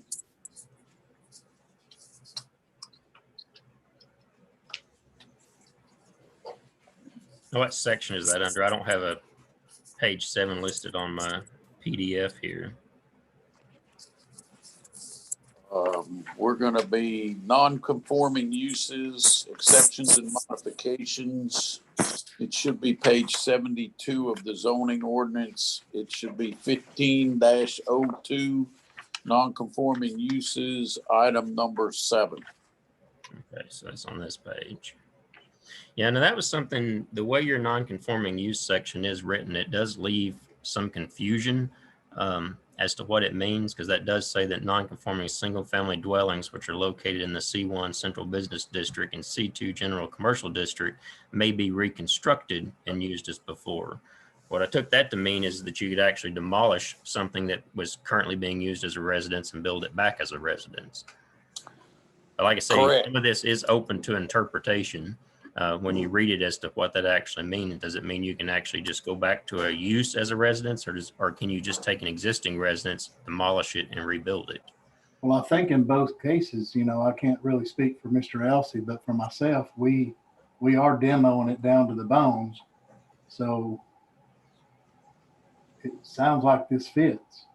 So Chad, my question is, either way you interpret that, number 7 is allowing for a single family dwelling in a C1 or C2 to be reconstructed and used as before if it, let's say if it was burned, okay, or whatever, gone, destroyed, whatever. So why would we allow anything less, without the fire or the act of God or whatever? Does it even make sense that we would allow anything less? And that would go to what you were speaking about before, where you were saying clarify it with using single family housing. I guess my question is right off the bat, to make this simple, does number 7 get Mr. Elsey off the hook at least? Well, I think, Mr. Corbin is a duplex, but does this get Mr. Elsey off the hook? well, the thing is, number 7 is in direct conflict with what it says in the previous sections of that ordinance. That would be in number 1. So that's what says that once a building has changed to a conforming use or another non-conforming use of the same or higher classification, the establishment of another non-conforming use of the same shall be subject to the written approval of the Board of Zoning Appeals. Now, what that actually means when it talks about higher classifications, if you were taking a multifamily home as a non-conforming use and going to a single-family home as a non-conforming use, so that's considered the higher classification in that. Like I said, looking through your section here, it kind of seems like it's been piecemealed over the years, because there are several different sections that do conflict with other sections within this same non-conforming use requirement. Which section would apply to this situation? Well, I mean, I guess that's where you could take bits and pieces of all of it to make it apply. It became a conforming use at one time. Now they want to go back to a non-conforming use, which it says is not permitted. The other one is number 3. When it's been discontinued for more than 6 months, it can't go back to be a non-conforming use for that zoning district. If it was damaged by more than 60%, you have a set period of time, the 6 months, to build it back. And then, like I said, then this last section here that Dan's referring to in number 7, it's not clear enough exactly what that means about going back as a residence and being reconstructed. Like I said, that could be open to interpretation either way. On Jim, I'm talking to you guys, on Jim Corbin. All right, pile of junk. It's awful looking. We're gonna make it nice. It's on our main street. Is a rezone our quickest route to where he gets to work on what, and Jim's property does touch R2s and R3s. All I want to know from both these people is how they get a permit and fix those things. You guys are the same boat as me. We're hearing all this, but for the town itself, it's better that these things are accomplished. Yes. There's no question about that. But the rezoning is gonna take 3 months to get it rezoned. Well, We gotta send it to the city commission, they gotta have 2 readings. well, I mean, I understand that, Grady, but can he be working during that time period? I mean, we're not going to deny the rezone, I don't feel like anybody's going to deny that. Can he be issued a permit during that time? I don't know. Well, whether he can be issued it or not, or whether somebody go down there and stop him from working might be 2 different items, but I don't think, according to this, he can't be issued it. That's why you're going with the non-conforming is the quickest route. Yeah, that's exactly why I chose this route. And with all due respect, Chad, I want to say that our special exception says, any use, blah, blah, blah, blah, blah. We've got a definition of special exceptions. And I'm not sure in there where it narrows us to a use on review, but if we do it that way, I think the ordinances has given the power to the Board of Zoning Appeals to make the decisions in the lack of clarity that we have in the ordinances. I think that's what it would appear to me, and I'm not the expert on this, but it would appear to me that that's what special exceptions are for. And I think you're correct. There's a danger that we willy-nilly toss regulations aside, but I don't think that's what we're doing here. I think we're taking 2 properties that clearly have issues where life has changed. And I think these gentlemen in the room probably know better than anybody what's the best for the town. I don't think it's a tossing aside of regulations, and I would assume that's what the special exceptions vehicle was put in there for situations like this and where there is lack of clarity between one item and another. That's the way I read it, right, wrong, or sideways. I feel like that's a good vehicle, or I wouldn't have chosen it, but I'm not the board, so I'm gonna leave my thoughts right there and I think what you're saying is well taken. I don't have any problem with it. What is the negative side, Chad? If they gentlemen vote these 2 for the whichever one it is, what is our negatives? Tom, I couldn't hear everything you said. I'm sorry. I'm sorry. Well, all right, if we do the non-conforming use for the properties, what are the negatives on that? I mean, if you were to grant this as a special exception? Yes. Well, What like are our I said- negatives? Like I'm I not said, fussing at you, Ken. I'm just asking. oh, no, I completely understand. And, when Dan and I looked at this, like I said, there's several sections within these 7 things that are mentioned that each one conflicts with one another and doesn't make it clear enough as to what you can and can't do. Because you could say number 7 makes it sound like you could allow it. You could say number 1 makes it sound like you can't allow it. You could say number 3 or here says that it's been discontinued for 6 months, but then number 7 says you could allow it. I mean, it's not clear enough in that situation. But I think even in both of these gentlemen's cases here, they have both different circumstances. Mr. Corbin's property has always been residential, hasn't been converted, it just hasn't been used. So I think that's just, should you waive the 6-month requirement on the property or not? In the other case, Mr. Elsie's property We know it was converted to a business, which meant that the non-conforming use grandfather provision did go away on that property. But then he says when he bought it, someone was living in it. So, it was used as a residence last. That didn't mean that they ever got approval from the city, but that's what it may have been being used as last. So that's why I said it's kind of hard to make a for sure judgment on both of these, that works in both their situations. So, I mean, it is open to interpretation what it says in these sections. The Board of Zoning Appeals does have the power to make an interpretation of these ordinances. But like I said, what I feel is just best long-term is just not to, grant something that otherwise would be prohibited by the ordinance. And that's where I think that it's not being clear enough. It's hard to say one way or the other, but to me, it seems like there are enough provisions in this section that do make both of these sound like you would be granting, some sort of variance to allow something that wouldn't otherwise be permitted. And that's why I said going the other route of actually either, I don't know if rezoning is necessarily the best case, neither one of these, but adding provisions to where you could do this throughout the, downtown area. Okay. I think we understand the conflicts, but what are the liabilities Yes. if we go ahead and do it? What's the board's liabilities? Well, I mean, the only liability would be is if you had a neighbor that was unhappy with the decision that you made, which I don't know in either case here, you're going to have that problem. I mean, it'd be different if you were granting use as a commercial use in a neighborhood. So I don't think you're going to run into that issue. But long term, I mean, if you deny somebody down the road for something on a similar case like this, I think you could run into some issues like that. But, that's just speculative. So there isn't any significant downside to it? I mean, I wouldn't be able to give you any specific downsides to it. One other I item, can't.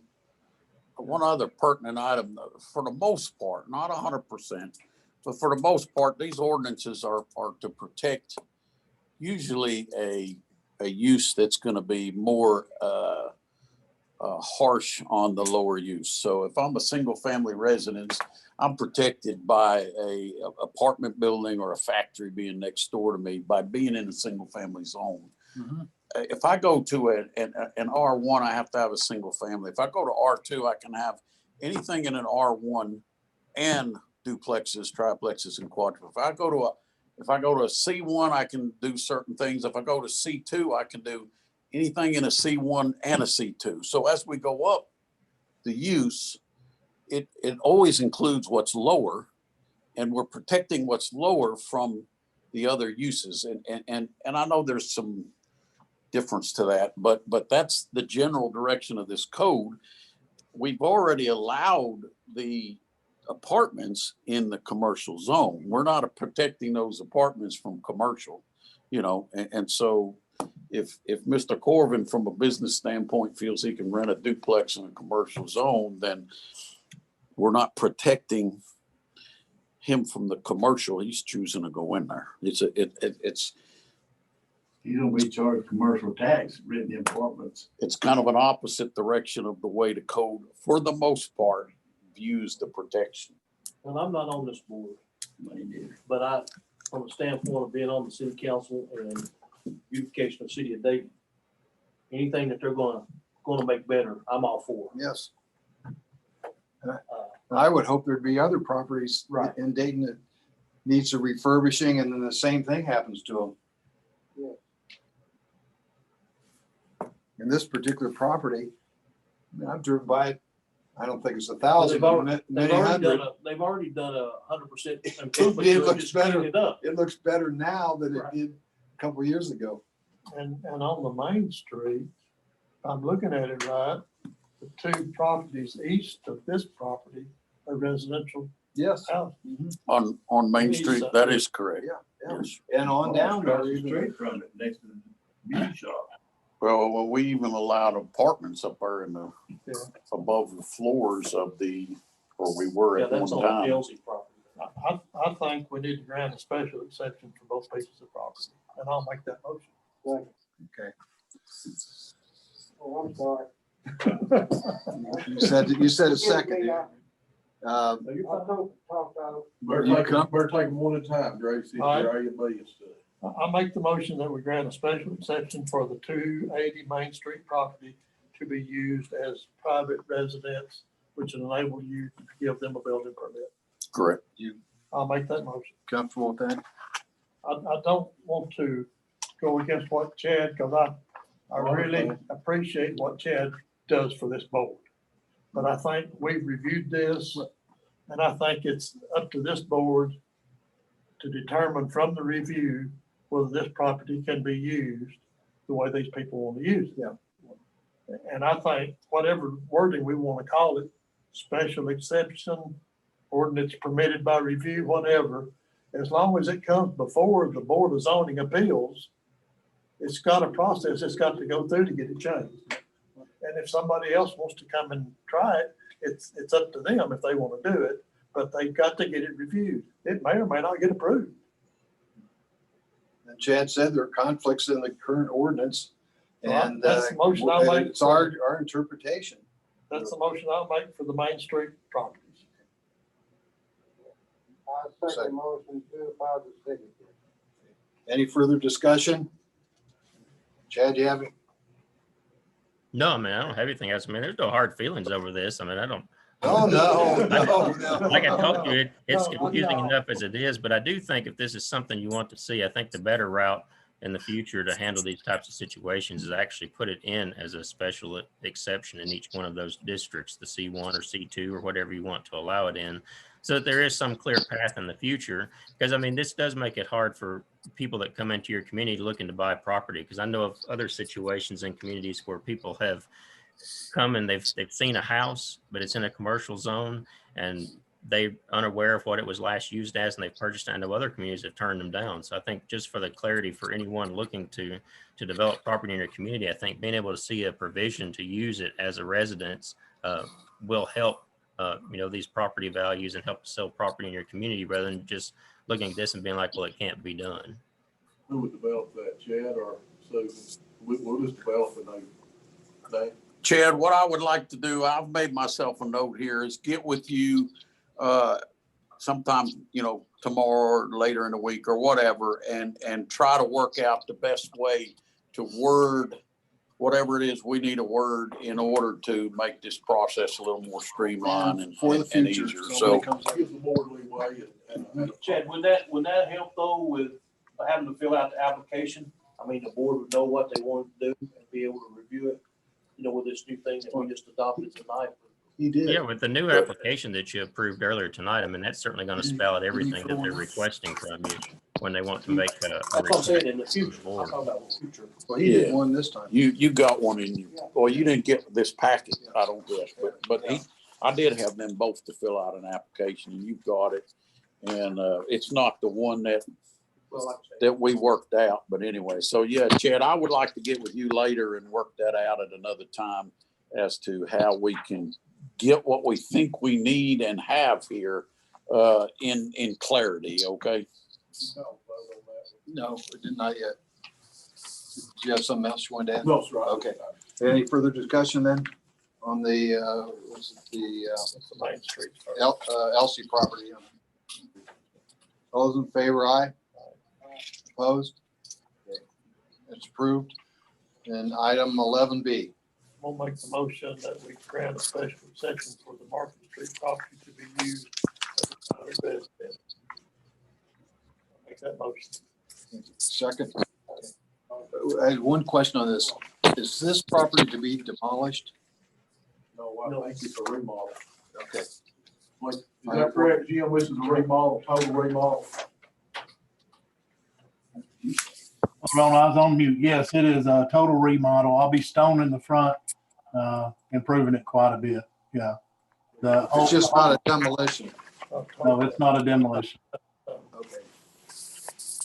I think you have a picture in your packet. Yeah. And you're gonna leave the garage in the back? Yes, we've demolished the bad part off of the garage, and it does have future plans as well. It looks like it's two lots there. Is that correct? That is If you correct. go to if you go to page 21 of your packet, you've got a layout of it. And you've also on page 20, you've got a picture of Mr. Corbin's rendition of the front of the house when it's done. It's a nice piece of property. It is. Now, back to your question about 2 lots, and Mr. Corbin has 2 lots there. One is not a usable lot by our standards. That goes back to where we were supposed to address this issue in a pre-COVID life, and we haven't got there yet. But we have a 40-foot lot on Hickory Street that does not meet anything that he can build on. I have met out on site with Mr. Corbin, and there's a garage in the back. It had a side shed on the garage. Chad's got a picture up there where you can see it. What Mr. Corbin and I had talked about, and I think he intends to do this. I'll let him speak to that in a minute. But that lot line, by our non-conforming lot ordinance, we need to, because he's the same owner of both lots, he needs to readjust, move, or combine, or something is what it calls for. So the best solution we could work out is to move that lot line to the other side of the garage and split the house from the garage. The garage would then go with the corner lot.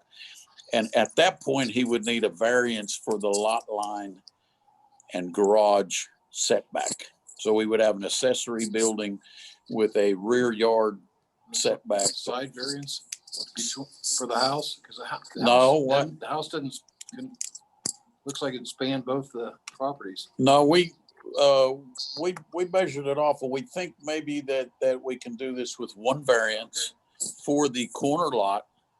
And that would be for the side setback of the garage. And so that would be at a future date. What he wants to do right now is get rolling with his building permit and get his work done. I did issue him a demo permit because he needed to do a partial demo. Okay. And so that's in process if you haven't figured that out.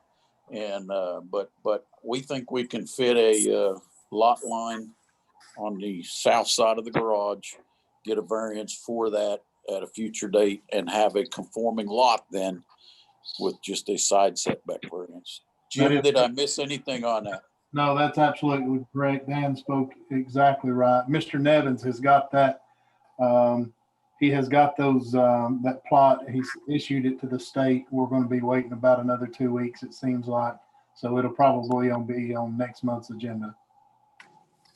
It'll be 7,500 square feet. I think it came out just a little over that. It came out conforming, whatever it was. It's right at 1,000 square feet, I think, Dan, if I'm not mistaken.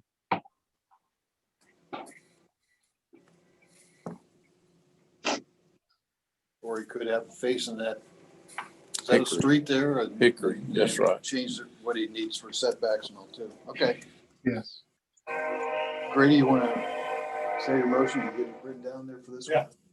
I got a motion and a second. Okay. All you need to vote. Okay. Any other discussion? All those in favor, aye? Aye. Aye. Opposed?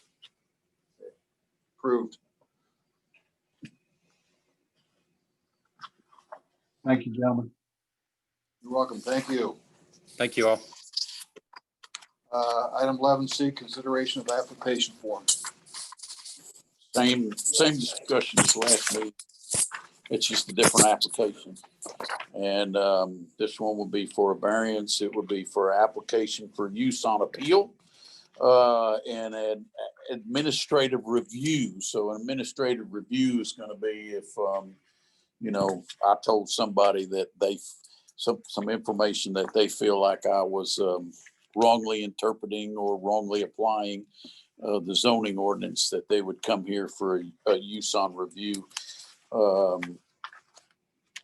And then, of course, I threw an other in there because there are some others that a person could fit in there. So, and what are we going to do about the fee? That's up to you, gentlemen. This is the one that has, Leave it in there? well, Or do you Should it be $25 or I'm for making them equal, and this is the one that would have, more expenses to it? yeah, this one could have a cost to it as well. So if it was me, I'd make them both the same. $25. Okay. What do you need to do that, Dan? 10 to mark out the 10?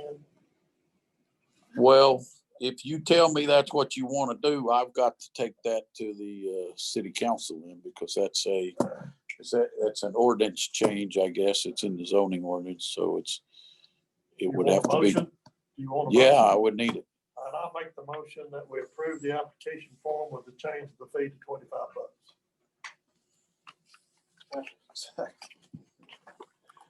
Any further discussion? This will be a big item on the city council agenda here. Say, them Davis boys wore us out. That's right. Oh, Mr. Lewis makes that motion. He's trying to get a little more money for the city here. You don't leave me and Charlie in charge, do you, Charlie? Let's put the hammer down. All those in favor, aye? Opposed? It's approved. The last application there, probably my first meeting here, I talked to you guys about if somebody has a issue with the building inspector for a misinterpretation or misapplication of the building code calls for us to have a code of appeal, or I'm sorry, a board of appeals for interpretation of the code. And So so if they don't agree with you, they come to us. that's right. That's right. And so we're using the same board. And it's just a different application. So this would be something along the lines of, I told them, they had to have, I don't know, I'm gonna say something stupid. This has nothing to do with, this isn't zoning. This isn't zoning, but 2x12s, and they said I can use 2x10s, or I have an alternative method that I believe meets the intent of the code, and I didn't accept their alternative method. Then they would come to you, and your role would be to, see if they've upheld the code, and that's it. It's not so that's what that application is. I don't have a fee down for that one. If you wanted one, we could put it. There shouldn't be any cost with that. Because there's no advertising or anything for it. That's just a cost to it may. Yeah, it's not, you're right. You don't want to put a cost on a complaint for. Yeah, well, Not a complaint for, but it's really a Appeal for. appeal for. Yeah. So that's what that last one is. The last application. 11E. I thought Chris Sneed was going to be here tonight or talk about their enforcement of the codes. Have you talked to him or know anything about it? I have not. Well, who's the new, is it Well, Jacob or Justin. Justin? Okay. Yeah. He says that they're very actively taking care of the tall grass and the lots of abandoned houses and that kind of thing. They have been pretty busy. Mr. Moore. And so, we had been doing some of that before, and I thought he was going to get it organized and straightened out about who's going to do what. I had brought up the Long John Silver property and the old Sonic property there that need some attention, and they've been in contact with some of the owners there, and there are other things around town, and so I don't know if it should be brought up here in the future, or we just tell Chris about it, or. We could have Mr. Jackson at these meetings. Well, I thought he was going to be here. Yeah, let me make a quick call. And in the past, when there was something like that in town where we had to send out a letter, and this when Ronnie was doing it, there'd be the secretary and chairman and vice chairman, just three people that would talk about it. We do have a letter example that Justin and Tammy then put together. They took Susan. That is a code letter to send out. We have not received it back yet, but we have. I know that he has. I know of a few places that were pretty bad that he's already taken care of. It seemed like they were running with it, and if we can be of any help or whatever we should do, we Some of that certainly would. property was that Oak Street property that burned that time. Yeah, we had that one. We had a house on Railroad. Yeah, Railroad, Richland And Street. It was another board. I That Poe deal out there. We got this white one over here on 4th Street, 4th Avenue, you know what I mean? We took care of some campers and some things like that. I know they've taken care of. They Yeah. got, I mean, they're, and Chris, we could get, I just make once a month, Mr. Jackson, he could come here, you know, and let the board be aware of what's taken care of. and it seemed like Billy Graham brought up something. He had a resident that contacted him, brought up the last city council meeting that she wanted to know, I guess it was adjacent property to her property. Didn't say who it was, but they said they were going to take care of that too. So I mean, there are probably a lot of things in town that need attention. I just saw one today. The grass is growing up in front of the thing and needs cut. Well, it's easier now. Ronnie works well hats. Yeah. Busted that up. So it's a little easier to handle, I think, easier on the people. And Justin can put more time into. So I guess the way it stands now is that you've got a property that needs to be attention, or somebody brings it to your attention. And two, Get it to- this is not anything out of the way. And in truth, when a guy shows up in uniform, he gets attention. He says that, when Justin shows up in uniform and he's a police officer, correct? Yeah. So we can funnel him through Dan, and Dan can give him to him, or however we As want long to as he work don't show up in his Halloween outfit. We'll have to wait till the meeting's over. it. Oh, man, I don't know what that means. Okay, any other business? Okay. So we approved his application for appeal. I made the motion. Charlie seconded. Me and Charlie both voted yes. Right? Yeah, vote yes. And the only item left that I know of, Bill, I think we need 3 votes on it. no, two's all you need, right? There's just 3 of us on it. Two's the majority though. Okay, we got 3 out. That's 3 out of 5. How do you vote? I voted aye. Okay, that's 3 out of 3 Yeah, then. okay. What else we not? That's all. The only other thing we had Anything was, other we had Justin on there. I thought he was gonna be here tonight, but that was to. I saw his name come on the screen over. It might be listed. I don't know. Chad, do you have anything else? No, sir. You don't have anybody on the phone, do you, Chad? No, it's just myself and Adam are the only 2 out here. Okay. Okay, adjourn. I make a motion with adjourn. Adjourn. Charles seconded. I don't think it's 4 votes. Everybody voted yes. Yes. Thank you.